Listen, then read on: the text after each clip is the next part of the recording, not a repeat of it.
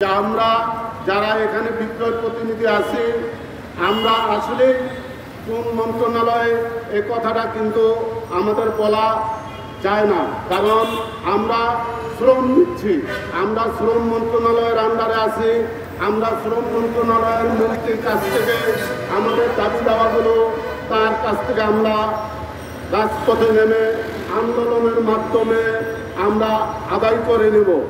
তাই আমি আপনাদের বলবো, বিক্রয় প্রতিনিধি আপনারা যারা আছেন সারা বাংলাদেশে আপনারা অক্লান্ত পরিশ্রম করে প্রতিটা দোকানে দোকানে কোম্পানির পণ্যগুলো আপনারা পৌঁছাই দিতেছেন, কিন্তু সেই অনুযায়ী কোম্পানি আমাদের সঠিক মূল্যায়ন করতেছে না।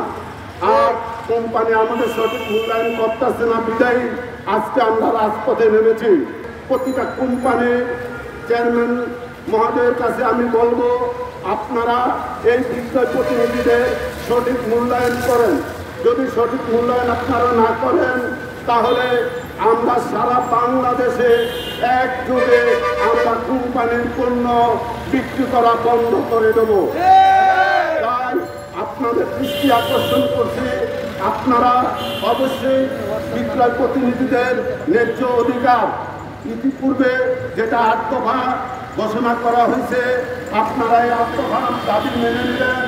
তা না হলে আমরা রাজপথে একের পর এক কর্মসূচি দিয়ে আন্দোলনের মাধ্যমে আমাদের অধিকার আমরা ছিনিয়ে আনবো ইনশাআল্লাহ। শ্রমিকদের জীবন আজকে দুর্বিষহ, তাদের কোনো অধিকার নেই। বিশেষ করে বিক্রয়ীদের জীবন যেন যন্ত্রের মতো, তাদের কোনো কর্মঘণ্টা নেই, তাদের কোনো ছুটি নেই।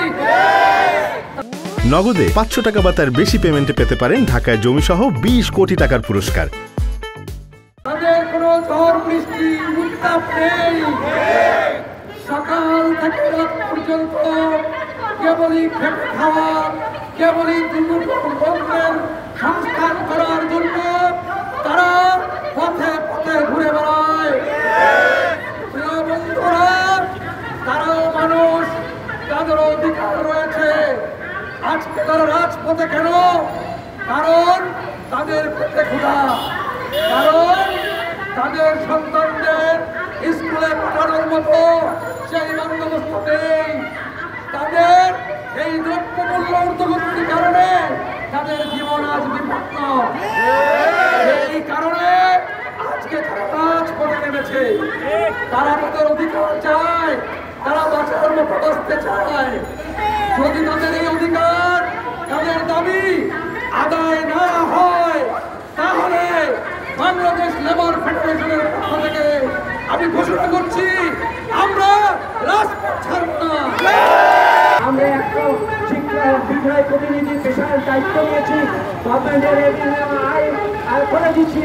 সুতরাং গভর্নমেন্টের উচিত আমাদের এই দাবিগুলা সমন্বয় করে একদম আমাদের জন্য সুশৃঙ্খলভাবে আমরা আমাদের বেতন ভাতা নিয়ে, আমরা আমাদের বউ বাচ্চা নিয়ে যেন সঠিক সুন্দরভাবে এই এলাকা বেঁচে থাকতে পারি এবং দেশের উন্নয়নের অংশীদার হতে পারি, এই লক্ষ্য করে এই আশাবাদ ব্যক্ত করে আমার এই বক্তব্য শেষ করছি।